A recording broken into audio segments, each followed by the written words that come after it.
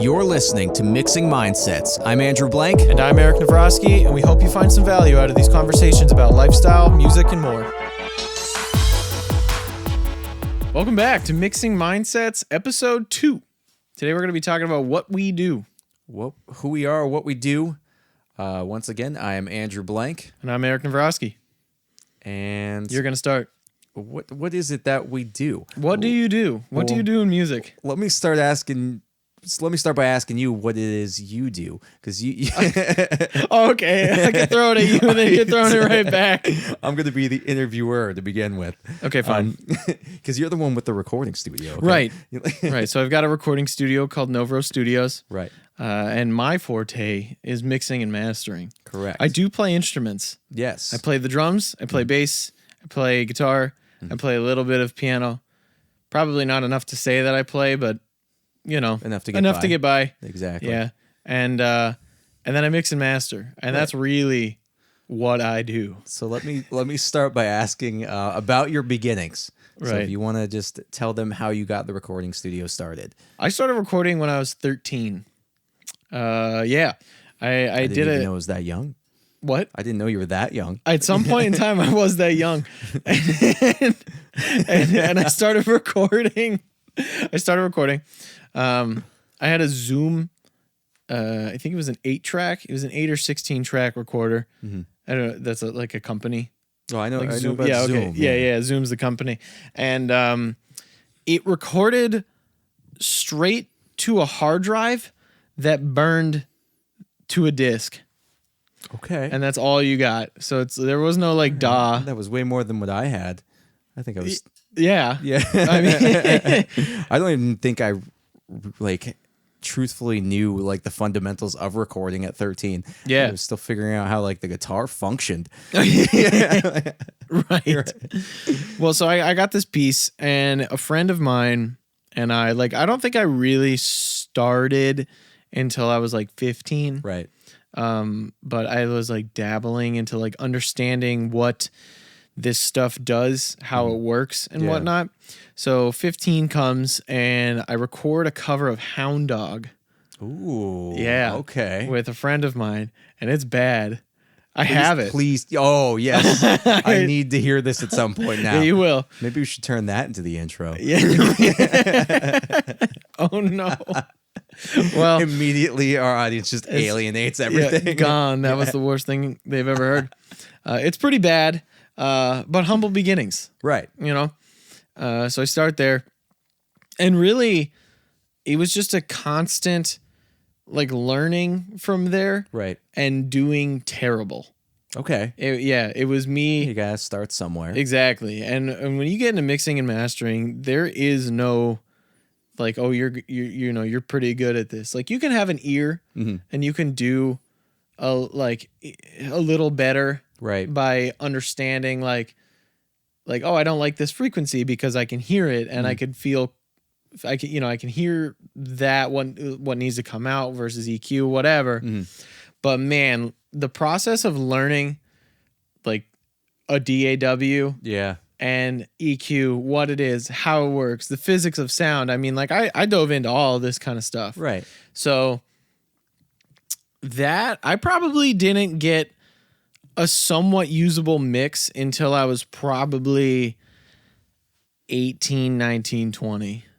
Okay. And even at that, I mean, they were just acoustic guitar kind of stuff. Right. Nothing that I would ever show today and be proud of.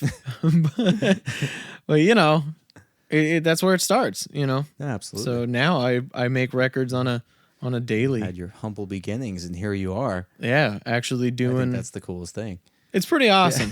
Yeah. It was tough, and it was a grind, and there was this moment where I had a job and it was a good job and I liked it, and I was offered a full-time position, right. sort of. They were talking about giving me full-time, and I was like, man, do I even want this? Right.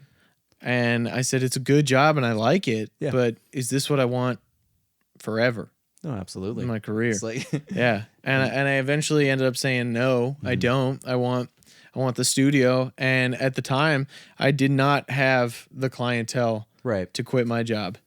but you had passion. But I had, That's all that meant. You had passion and drive. passion. Yeah. So I quit my job There you go. and I started doing it full time. And I think like the first 3 months, I don't even know if I had a client. Okay. Like it was horribly nerve wracking. Yeah. Absolutely. I feel like you were probably just learning the fundamentals of running a small business Yeah. at that point. So Yeah. makes sense. Yeah. Running a small business out of your parents' basement. So Humble beginnings. Yeah. humble beginnings. Right. So that's me Right. in a nutshell. Yes. So now you have to. Now I have to. Now you have to Okay. talk about what you do in So- a music world. So I am a producer of artists. I feel like you helped bring that out of me. But Really? for the most part, I mean, it's something I've always aspired to do, and I think being able to do it now alongside you is one of the things I'm definitely extremely grateful for. Oh. Well, let me tell you, I'm extremely grateful because you saved my butt. Right on. But like fundamentally, I am just a songwriter at heart. Yeah. I mean, it's one of the things I've always aspired to do, and Right. I feel like I love all aspects of like the creative side of music, Right. more so than the Technical. technical side, Which is my side. Yeah. I'm more of like you got to chase the feeling, man. feeling, yeah. I don't know. There's just something about it, like Right. when you're able to feel that creative energy in the air. I think that gets me pumped up more than anything else. And I think we've seen that in our workings together and with the clients that we work with. I mean, like Right. there is so much joy that comes from us. Yeah. Ooh, hitting my microphone. That like if a client is happy, Mhm. that too, like I could see it in us where it's like we're stoked, Oh, absolutely. right? And Like I feel like we just have to go in with a positive attitude, and course. you kind of just the energy kind of creates itself, and it's just Yeah. it really is. There is a magic aspect to it that can't be replicated because it just kind of Yeah. happens in the moment. It does. It happens in the moment.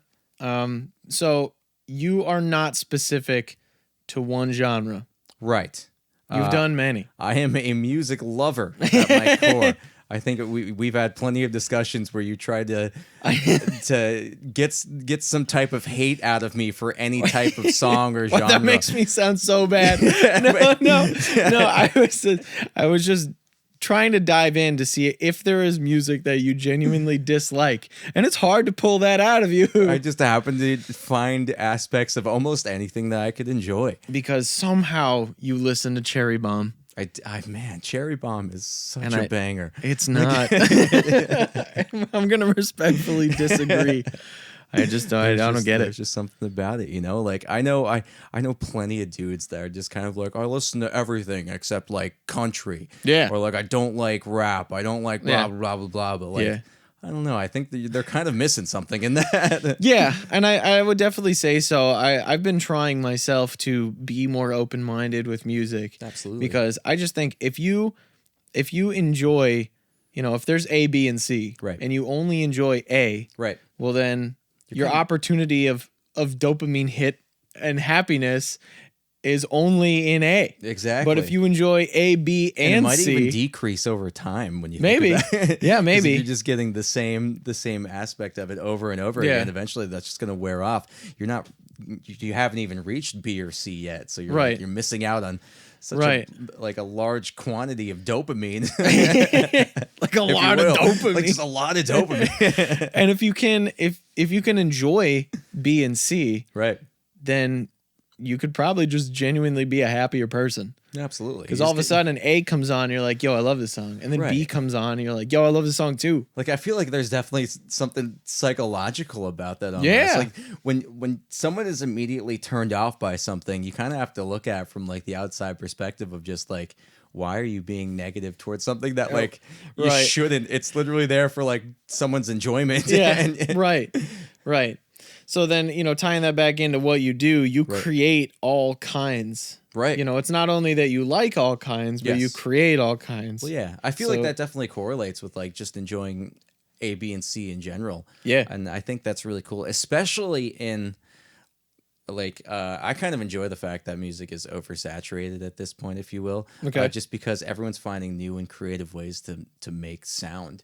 And Yeah. I think people are pulling, different like if we're going by like the alphabet, like let's go ahead and say someone took this aspect of A and then Yeah. they took this from D and then they took this Yeah. from like JKL, whatever. Yeah. And then suddenly you have like a new genre and everyone's like, what the heck just happened? Right. That's the thing that gets me excited. Yeah, and that's crazy exciting. And then I take that and try to mix it and meld it into Exactly. You're just kind of taking the glue and putting all the parts together. I mean, so maybe that's a good way to put it. I am glue.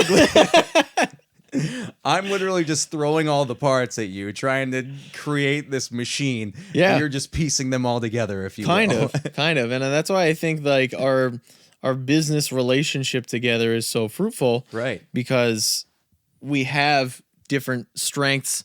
We have like that a we yin can- and a yang thing going on. Yeah, There's yeah, just a that we lot can work off of, complimenting each other. and just work off of each other. Being able to bounce off of each other, like in that aspect, is just the coolest thing.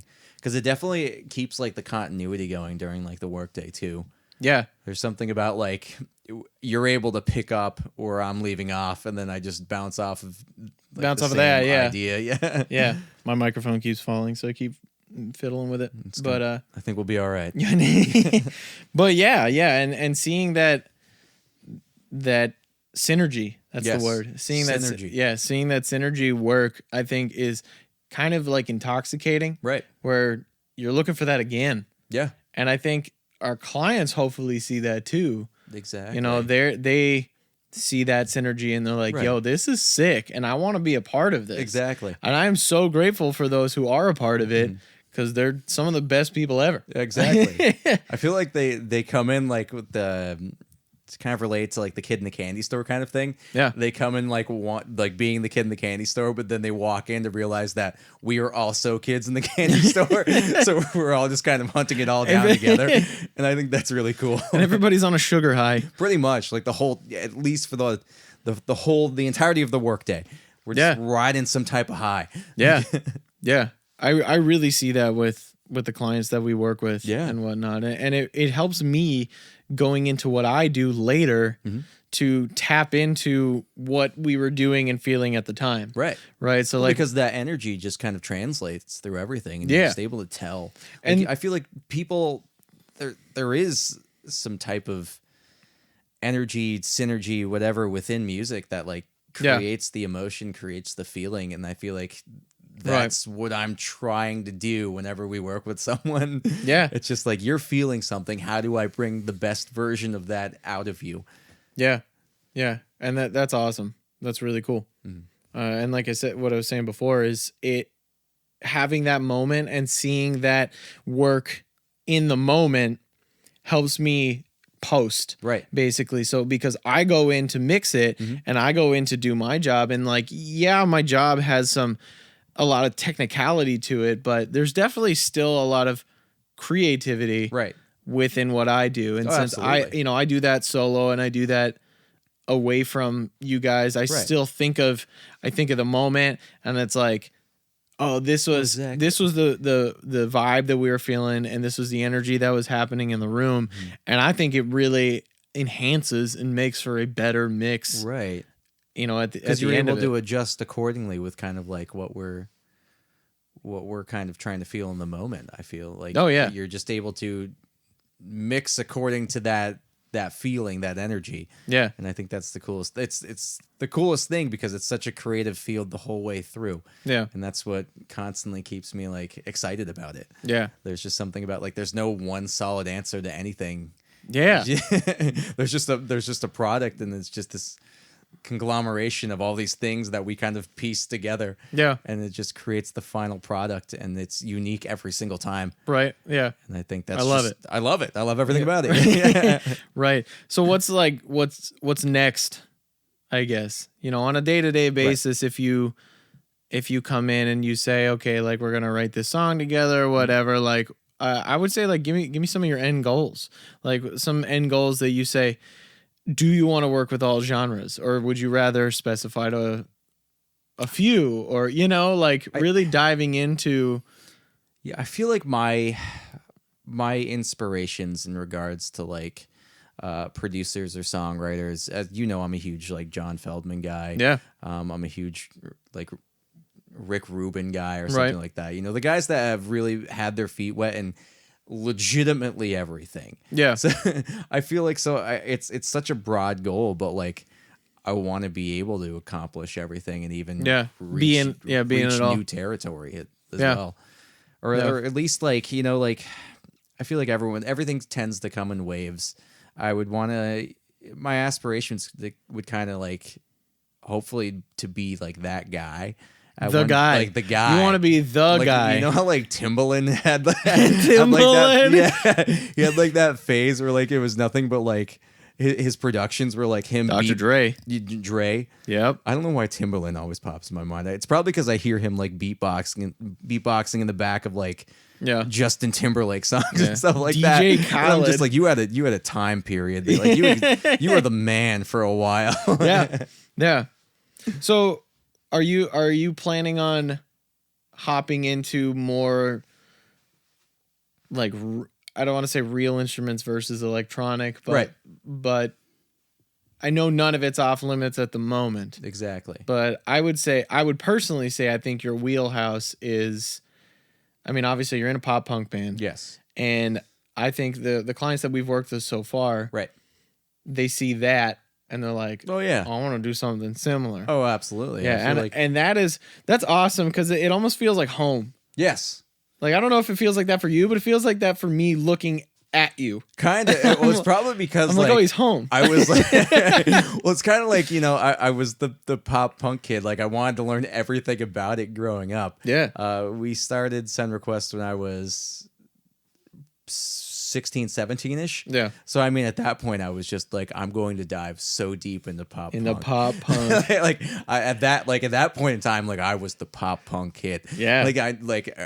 Literally the exact opposite of everything I just spoke about. Basically, it was just like, who Yeah. cares about country? Who cares about metal? It's pop punk for life. Like, I think everybody goes through their phases. exactly. You know, there was definitely a time where I was going through my I only listen to metal phase, yes, which there was good that came out of it, well, absolutely. but I'm very happy that that's not my only thing. I feel like you're able when you're very like genre specific, you're able to dive so deep into it that Yeah. like you learn way more about You find it than- some weird niche exactly 'Cause subcategories the public only of knows metal. it on like surface level. Like, Yeah. you're well beyond that. Yeah. You're like the dude, like the pretentious guy in the corner that just knows everything but Yeah. keeps it all to himself. Oh, you like you think you like metal? You don't even know what metal exactly. is. You don't know what real metal You don't, is. you don't even know what pop punk is. Yeah. How much pizza So like do you eat? I was like that with in regards to like the pop punk stuff. Yeah. So you know, like that's just my neighborhood because I've been Yeah. in it for so long. Yeah. Yeah. So if someone comes in with like a pop punk idea, I'm just like, I could pitch you 100 different ideas because I just know how it works. Yeah. Yeah. And I've definitely see the fruits of that. Right. The fruits of you being so enveloped in that scene Right. for so long. Mm-hmm. And I think the goal would be to and for me too, Right. is to do that Mm-hmm. with all kinds of music. Absolutely. Of to say like, you know, maybe there is a phase where I was only listening to metal and I Right. learned a lot about metal, and I never want to go through a phase of, oh, I only listen to this and I Yeah. only like this. Right.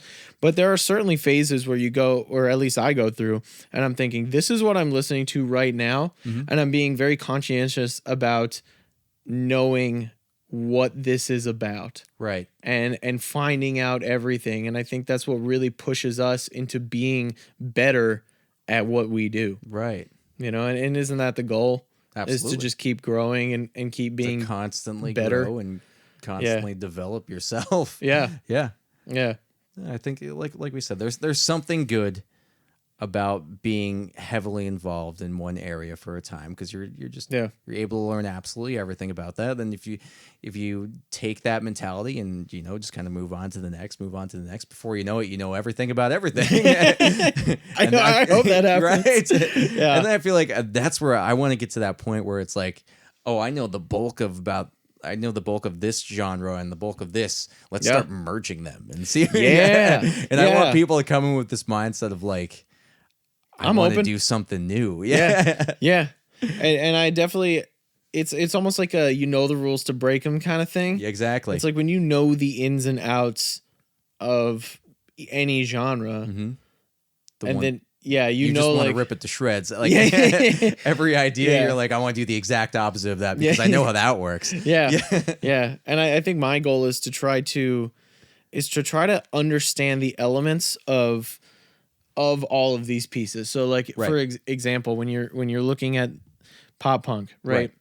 And you say, well, what is a typical pop punk's like kick drum or drum set in general? We'll keep it Yeah. broad. Mhm. Sound like, because a pop punk, snare drum sounds very different from an 80s. Oh yeah. An 80s synthwave snare drum, and that's my goal is to, Mm-hmm. and as you said, you throw it at me, Right. I need to make it sound good. Yes. So if you say to me, "Hey, I need a snare drum Right. in this track," and I'm listening to the track and I'm like, "Oh, okay, we're doing like a 70s funk thing like we just recently did." Yeah. With our friend Jess Fellerman. yeah. She's pretty dope. Oh, Should check absolutely. her out. Yes. I think it was important that I know, what is that entail? What does that 70s sort of Mm-hmm. What is dancey that snare vibe? drum sound I have like? to- Right? And I It's need time to get in the tap disco. in. Yeah. And I want to be able to do that with everything. I want to Absolutely. be able to say like, "Oh, okay, you want to do a metal song? Like, I know exactly what this snare drum and this kick drum needs to sound like, Yeah. and how to shape them Right. too." Like when you listen to metal tracks, a lot of times the drums are pretty slammy Mm-hmm. and like, I don't want to say 100% velocity, but pretty much Yeah. 100%. It just feels like hit as hard as you can. And, Exactly. but if you did that on it, on other tracks, Right. like Jess's track, it sounded horrible. Oh, absolutely. It literally just be the equivalent of like putting a drummer with a metal mentality into a Yeah. funk song. Yeah. Like, that doesn't make any sense. No. Like, No. I mean that is merging and that is different from like a positive point of view. For but sure. There's also a lot of negatives in that. So I feel think like so. it's about that balance. I think so, because I think music is kind of the emotion, Absolutely. and I don't really like the word vibe, but I realize I that have to use it, I say you know? I say it too much. But Yeah. anyways, you want to get the vibe across. You want to Exactly. say That's like, why I say things like chase the feeling and stuff Yeah. like that. It's just that it's true. it goes back to the energy thing. There's Yeah. something about that you have to create, and that it comes from Yeah. human emotion. Right. Right. Well, I love it. Yeah. I think we keep pushing for that next level. Yes. We keep pushing for like, what is an emotional response that we can get Right. out of this? Because I think at the end of the day, we kind of are achieving the same goal. Yeah. We are looking for that emotional response where you might come at it as a writer standpoint, and I come at it as a From the more technical aspects. more of a it, technical yeah. standpoint. But my job when that song is written and when that song is tracked, I sit there and I'm like, Right. how do I convey these emotions the best? Right. I feel like my goals are more aligned with like trying to bring out the best sense of emotion out of the artist, Right. and then that could kind of translate into your area. Oh my gosh, yeah. Yeah. Yeah, good in, good out. Yeah, exactly. If I'm just trying to literally pull it out of them to pass it along to you. yeah, and I've seen that, man, the way that you can work with the client of getting, a lot of our clients are vocalists, Right. purely. So when they step up to the mic, I could see it. You go in this mode where you're like, You have to I'm pulling the best out of this. exactly. And that's really what a producer does. Yeah. And I think that's You kind of have so to. fruitful, I Yes. guess, or that is so crucial. That was a Right. better word. Right. So crucial that happens. Right. Because if I get a performance where they're just like, man, I don't really care about anything, then it's like, I feel like the energy in the room has to match the energy of the song. I think that's a big thing that stands out in my brain. So that's why, like, obviously when we go into the session, you have to keep the most upbeat, positive mentality. Right. I think that's like number one. Like me driving to like your studio, it's Yeah. literally most of the time that like being over the top runs through my mind a lot. Yeah, yeah. So it's like I need to come in here 100%, especially when it's someone like we don't know or we haven't met yet. Yeah. You Creating just- that new relationship. Exactly. It's Yeah. just like I want this person to look at me and be like, "Is this guy on crack?" Like, yeah. Well, and then you kind of like Do you want to be? exactly, and you kind of like dole down accordingly. Yeah. Like, and then when you're in the session, you gotta kind of adjust accordingly to the song. Yeah. Like if it's an angry song, you gotta kind of play it spicy. Like Play it spicy. What a good word. Right. Spicy. right. I want a spicy performance out of this. Yeah, kind of. Or if it's sad, like you kind of have to get bummed out, Yeah. or at least make them feel the way the Yeah. lyrical content is. Yeah. And I That's feel a like- challenge. absolutely. That's a challenge for sure. Yeah. I'm glad I feel that's like- not my challenge. That's I feel mostly like it yours. almost, I feel like I'm kind of, and I feel like you could definitely relate to this. It just ends up in some instances like a therapy session prior to, Dude. because I feel like we end up in really Yeah. deep conversation with people. Then Yeah. it's like, all right, now go hop on the mic.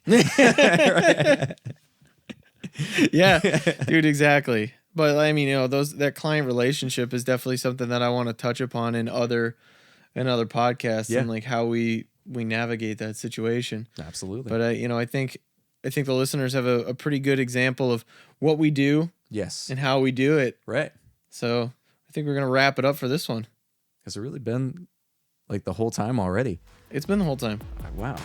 We could hold a good conversation. Well, that'll be for the next episodes. All right. Wonderful. Until next time. Thank you. Thank you.